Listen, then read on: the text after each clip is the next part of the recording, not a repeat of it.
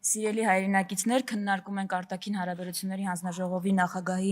ընտրության հարցը, ես առիթից պիտի օգտվեմ ու փորձելով զերծ մնալ իշխող ուժի հետ որևէ բանավեճից, լեզվակռվից ներկայացնել մեր մոտեցումները, որոնք իրականում 180 աստիճան հակառակ են այն ամենին, ինչ ձեզ առաջարկել է իշխող ուժը։ Ու փորձելու եմ հենց ներկայացնել այն այլընտրանքը, որը դուք իսկապես ունեք, չնայած ինչքան էլ ներկայացվում է, որ այդ այլընտրանքը գոյություն չունի։ Այս դահլիճում մի քանի ելույթ առաջ ընդամենը 10 րոպե Հայաստանի Հանրապետության ազգային ժողովի ամբիոնից հիմնավորվեց, որ Հայաստանին անհրաժեշտ չէ, ավելին վտանգավոր է հայոց ցեղասպանության միջազգային ճանաչման գործընթացը։ Ես ուզում եմ սա ուղղակի արձանագրենք, հիմա պարոն Ռուբինյան, խնդրում եմ ապահովել, որպեսզի պարոն Եղոյանը ինձ էլ երբեք չխանգարի։ Հիմա որն է եւ այստեղից հարց է առաջանում։ Համարենք հարցը օբյեկտիվ եւ իսկապես քննարկենք այս հարցը։ 21-րդ դար 2026 թվական ինչու է Հայաստանի Հանրապետությանը անհրաժեշտ հայոց ցեղասպանության միջազգային ճանաչման գործընթացը։ Արդյոք սա միայն պատմական հիշողության, պատմական արդարության հարց է, արդյոք ուղղակի որովհետեւ մենք ունենք բարեկամներ ու հարազատներ, կուրորեն ատում ենք Թուրքիային, ուզում ենք, որ ցեղասպանությունը պատժվի, դրա համար ցեղասպանություն ճանաչվի, դրա համար էլ հետապնդում ենք դա։ Ոչ, այս պնդումներից որևէ մեկը ճիշտ չէ։ Ցեղասպանության միջազգային ճանաչման գործընթացը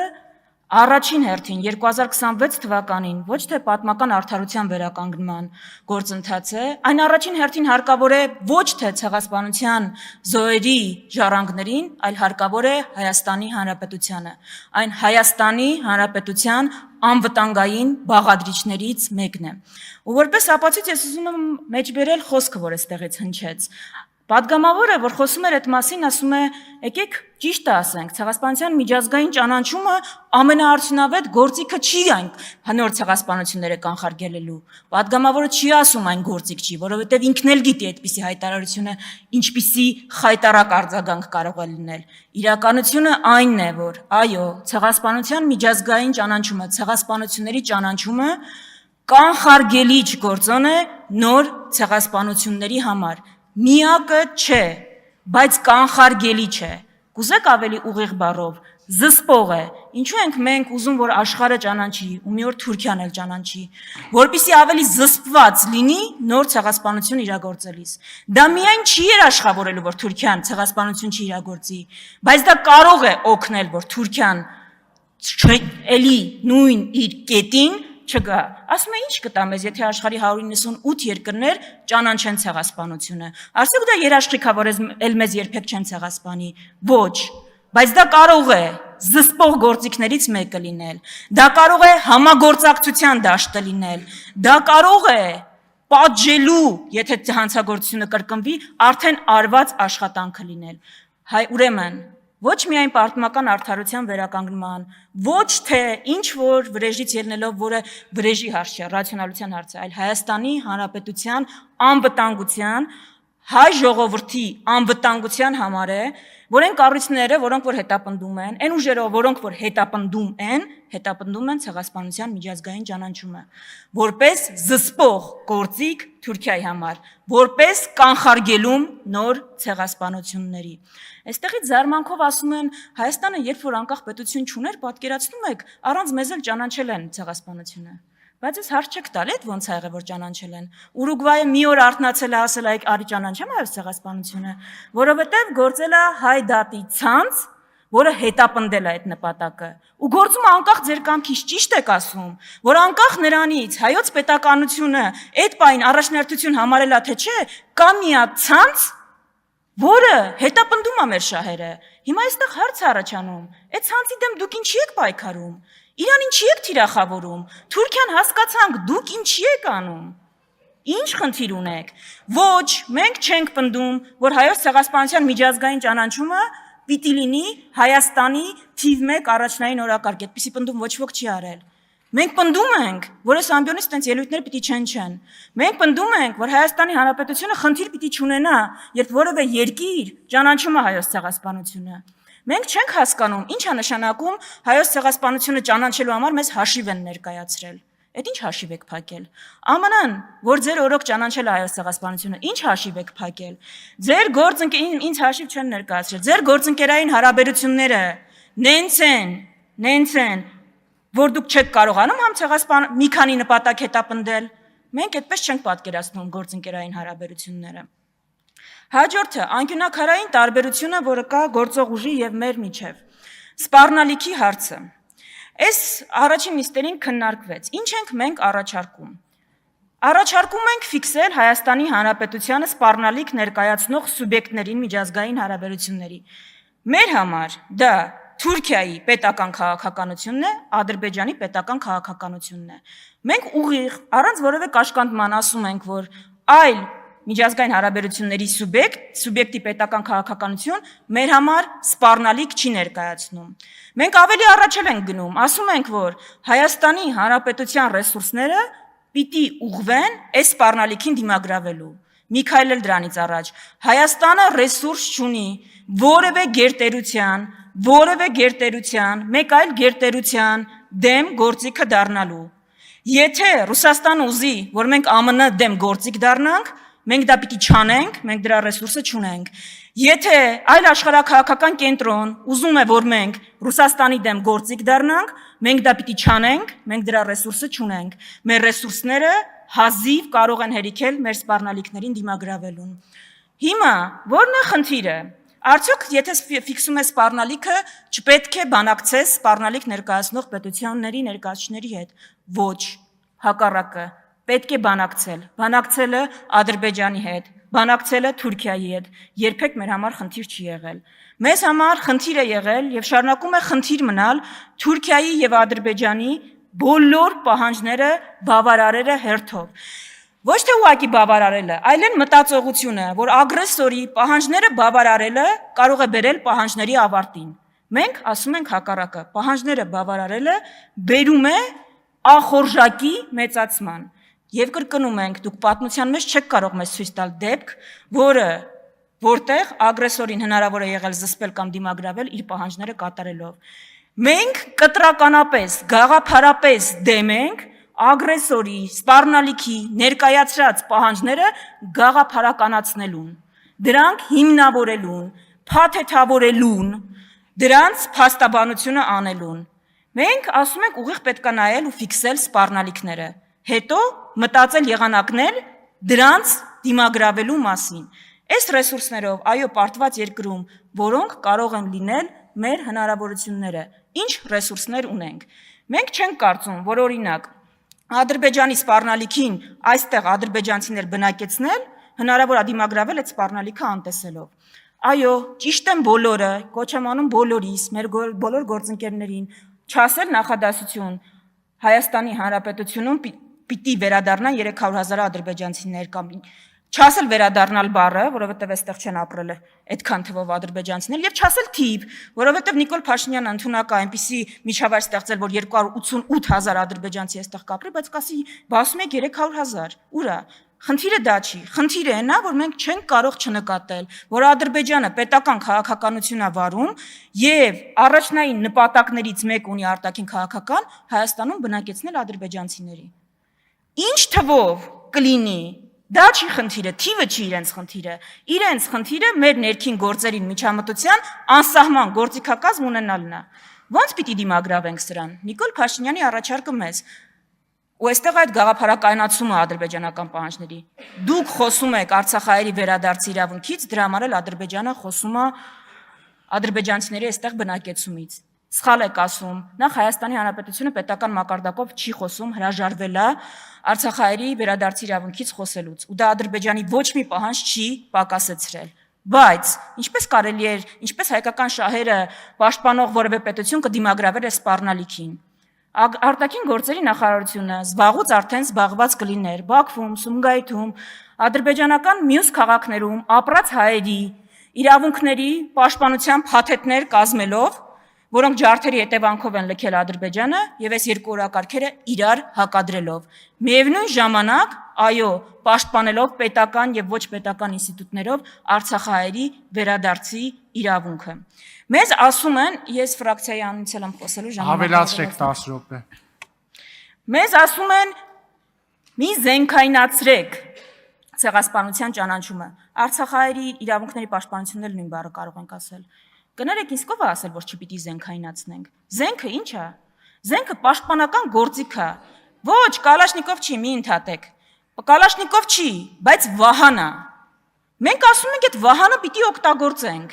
Ձեր առաջարկը, մեր արվող առաջարկը ո՞րն է։ Ինչի պիտի վայր դնենք մեր բոլոր զենքերը։ Ինչի պիտի վայր դնենք բոլոր զենքերը։ Այսինքն, ձեր մոտեցումը ո՞րն է, հնարավորինս անզեն, հնարավորինս առանց պաշտպանության մեր կանգնել սպառնալիքների առաջ, չէ, մենք ասում ենք վերցնենք բոլոր զենքերը, որոնք ունենք, ու դրանով պաշտպանվենք։ Այդ զենքերը մեզ օգնելու են պաշտպանվելու, չեն օգտագործվելու հարձակման նպատակով։ Արդյոք Հայաստան դաշինքը դեմ է խաղաղությանը, դեմ է խաղաղության երևույթին եւ պայմանագրին։ Ոչ, չի կարող դեմ լինել։ Բայց խաղաղություն խաղաղության համար, ուղղակի խաղաղություն, մենք ասում ենք խաղաղություն, որ ապահովի մեր ժողովրդի անվտանգությունը։ Մեզ ինքնանպատակ խաղաղություն, ուղղակի որ ասենք խաղաղություն է։ Պետք չի, ինչի պետք չի, որովհետև խաղաղը նաև գերեզմանում։ Եթե մենք ուզում ենք ուղղակի խաղաղություն, եկեք փոսը փորենք, հողը լցնենք վրաներս եւ կլինենք ամենախաղաղ վիճակում։ Մեզ պետք չի այնպիսի խաղաղություն, որը հիմա կա Արցախում, խաղաղություն առանց հայերի։ Մեզ պետք է խաղաղություն, որը կապահովի մեր անվտանգությունը, այլապես անիմաստ է։ Արդյոք հնարավոր է խաղաղություն ապահովել թուղթ ստորագրելով, որի վերնագիրը խաղաղություն է։ Ոչ, չի կարելի։ Արդյոք հնարավոր է հարաբերությունները կարգավորել եւ կպետք է, այո, ով իշխող ուժին մի քննադատական խոսք հնչեցներ, եթե իրենք օրինակ Ադրբեջանի հետ ստորագրեին հարաբերությունների կարգավորման փաստաթուղթ, պայմանավորվեին, որ դեսպաններ են նշանակում մայրաքաղաքներում եւ բանակցությունները շարունակում են միջազգային օրենքներին համապատասխան։ Ոչ մեկ, բայց իրենք ստորագրել են թուղթ, անունը դրել են խաղաղություն, ասում են արդեն կայացած փաստը խաղաղությունը առանց կոնֆլիկտը ծնող հիմնական խնդիրներին անդրադառնալու, դա բաց թողելու։ Մենք ասում ենք այդպես չի լինում, խաղաղություն գերիներով չի լինում, խաղաղություն օկուպացված տարածքներով չի լինում, խաղաղություն առանց կոնֆլիկտը ծնած հարցերին լուծում տալու չի լինում։ Ուրեմն մեր առաջարկը տարանջատել հարաբերությունների կարգավորումը խաղաղության գործընթացից։ Խաղաղությունը երկարատև, տասնամյակներ տևող գործընթաց է, որի վերջնարդյունքը պիտի լինի համապարփակ լուծումը։ Հարաբերությունների կարգավորումը կարող է լինել շատ ավելի արագ։ Դե մենք արդյոք ապաշրջափակմանը ոչ չենք կարող դեմ լինել։ Ինչն է խնդիրը, որ ապաշրջափակում չկա։ Դա է խնդիրը։ Եթե դուք ասում եք ապաշրջափակումա թրիփը, որ ինչ ճանապարհ է այդտեղ ապաշրջափակվել։ Մենք դեմ ենք միակողմանի զիջումներին։ Ինչ կանենք մենք, եթե այնպիսի իրավիճակում ենք, որ այդ ճանապարհը, որը դուք տվել եք իր ռեժիմով առանձնահատուկ, հիմա կա այդ պայմանավորվածությունը, բանակցել փոխադարձության մասին։ Իսկ ինչու պիտի Հայաստանը նույն ռեժիմով ճանապարհ չստանա երասխով։ Ի՞նչն է խանգարում։ Հայաստանի ձեռքում մի գործիք ավելը կխանգարի։ Իսկ ինչու պիտի այդ ուղղությամբ բանակցություններ չլինեն։ Ինչի պիտի մեր բոլոր դիվանագիտական ջանքերը ուղղված լինեն, ինչ մեզնից պահանջել են, դա տվել ենք, հիմնավորելու, որ դա առավելագույնն է, որ մենք կարող ենք ունենալ։ Դուք չեք կարող գնացեք ավելի լավը կարողները գան, անեն։ Ով ասել, որ դուք ամենալավը կարող եք։ Որն է հաջորդ խնդիրը։ Ասում են, որն է մեր հաջորդ խնդիրը վարվող քաղաքականության հետ, սիրելի հայրենակիցներ։ Ասում են, եթե մենք առևտուր անենք, հաշվեք, որ սպառնալիք չկա, պատերազմ չի լինի։ Մենք ձեզ ուղիղ ասում ենք, որ Ռուսաստանից ու Ուկրաինայից ավելի շատ ապրանքաշրջանառություն, ավելի սերտ առևտուր չեն կարող իրար հետ անել։ Բայց այդ առևտուրը երբեք ոչ մի պատերազմ մարդկության պատմության մեջ չի զսպել, որովհետև առևտուրը չի քաղաքական նպատակը, պատերազմները լինում են քաղաքական նպատակների համար։ Մեր խնդիրն է առևտուր անենք, այո, իրար հետ առևտուր անենք, խնդիր չկա, բայց այդ առևտուրով մի ներկայացրեք, որ մեզ բաժին հասած սպառնալիքները նվազել են, ուղղակի որովհետև առևտուր են կարել։ Առևտուրը երբեք պատերազմի զսպող գործոն չի եղել, չի կարող լինել նաև մեր դեպքում։ Դրա համար սպառնալիքի արհեստական նվազեցումը մենք անվանում ենք ջայլամային քաղաքականություն ու ձեր միակ մարտավարությունը դառնում է եկեք գլուխներս մտցնենք ավազի մեջ, չտեսնենք սպառնալիքը, հետևաբար սպառնալիքը չկա։ Մենք ասում ենք եկեք տեսնենք, ֆիքսենք սպառնալիքը, դրան դիմագրավենք։ Հաջորդ խնդիրը Սփյուռքը համարյա հայտարարվում է, որ Սփյուռքը նախ կապ չունի Հայաստանի հետ, երկրորդը խոշոր հաշվով Սփյուռքի եւ Հայաստանի Հանրապետության նպատակները հակամետ են իրար եւ որոշ տեղերում խանգարում են։ Մենք այլ բան ենք ասում, 180 աստիճան հակառակ։ Հայաստանը այլ քաշային կատեգորիայի պետություն է առանց Սփյուռքի եւ լրիվ այլ, շատ ավելի բարձր քաշային կատեգորիայի պետություն է Սփյուռքով։ Սփյուռքը մեզ համար վտանգ չէ։ Սփյուռքը մեր ուժն է։